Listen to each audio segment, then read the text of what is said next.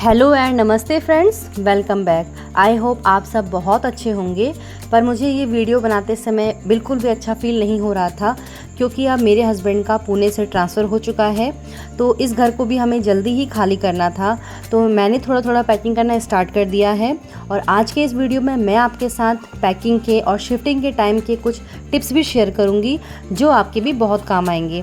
तो बिना देरी किए हुए शुरू करते हैं आज का वीडियो।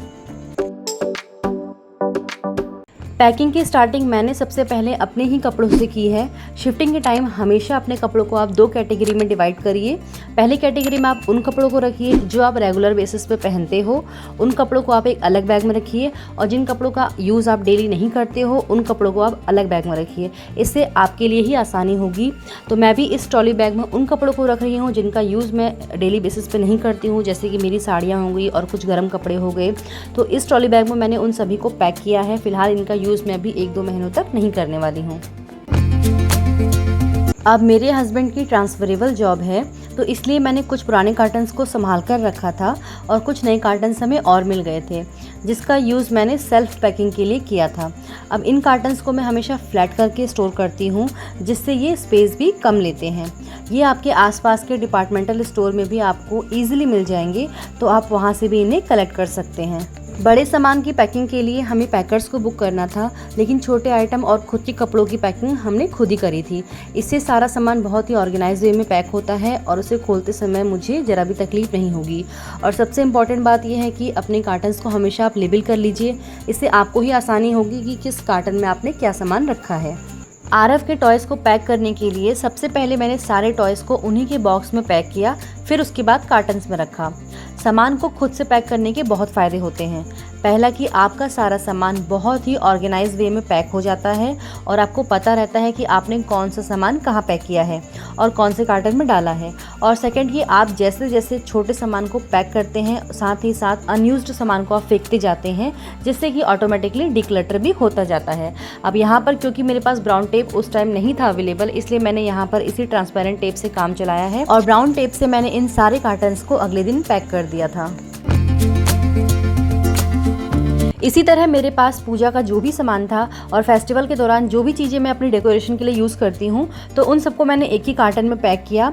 और मंदिर के जो भी छोटे छोटे आइटम्स थे उन्हें मैंने पहले एक प्लास्टिक के बॉक्स में पैक किया, फिर उसके बाद उसे कार्टन में रखा। पूजा के कुछ बर्तन और मंदिर की मूर्तियों को मैंने अभी तक पैक नहीं किया है, तो उन सबको मैं जाने से एक दिन पहले ही पैक करूँगी। इसके बाद मैंने अपने पूरे घर के जितने भी कर्टन्स थे उन सबको निकाल दिया है और अब मैं इन सबको पहले अच्छे से वॉश करूंगी और वॉश करने के बाद ही इन्हें मैं पैक करके रखूंगी। इसके साथ ही मैं किचन की भी थोड़ी थोड़ी पैकिंग करती जा रही थी। तो किचन में जो भी कंटेनर्स मुझे खाली होते हुए नज़र आ रहे थे उन सबको पहले मैंने एक साइड किया और उसमें जो भी थोड़ा बहुत ग्रॉसरी आइटम बच गया था उन सबको पहले मैंने एक अलग बर्तन में निकाला। और अब इस ग्रॉसरी आइटम को मुझे 1 वीक में ही ख़त्म भी करना था, क्योंकि जितनी भी ग्रॉसरी मेरी लेफ्ट ओवर रह गई थी वो थोड़ा बहुत ही थी, बहुत ज़्यादा क्वान्टिटी में नहीं थी, इसलिए मैं इसको यहीं पर ख़त्म करके जाना चाहती थी। साथ ही साथ मेरे किचन में जो ये स्टील की एक रैक है जिसका यूज़ मैं काउंटर टॉप पे करती हूँ, इसे भी मैंने वॉश करने के लिए खाली कर दिया है।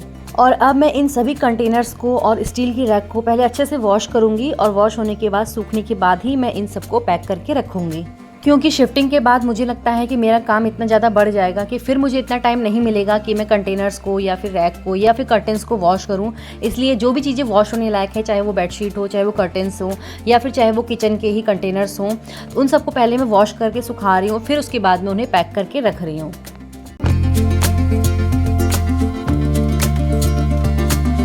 Leaving your one house and moving to another house is a mixed bag of emotions। आप जितना टाइम अपने पुराने घर में स्पेंड करते हैं उतनी ही ज़्यादा मेमोरीज आप उस घर में क्रिएट करते हैं, और उन सब मेमोरीज को पीछे छोड़कर जाना इट्स नॉट ईजी। लेकिन लाइफ में मूव ऑन तो करना ही पड़ता है। हम नए घर में नई मेमोरीज बनाएंगे ये सोचकर कुछ नई उम्मीदों के साथ अब हम इस घर को छोड़कर जा रहे हैं। इस घर से ये मेरा लास्ट वीडियो है, तो अब मैं आपसे मिलूंगी अपने नए घर में नई वीडियो के साथ। तो आगे की अपडेट्स के लिए मेरे चैनल को सब्सक्राइब करना बिल्कुल मत भूलिएगा। वीडियो पसंद आया हो तो वीडियो को लाइक एंड शेयर कर दीजिएगा। मैं भावना आपसे जल्द मिलूंगी अपनी नई वीडियो में। तब तक के लिए बाय बाय।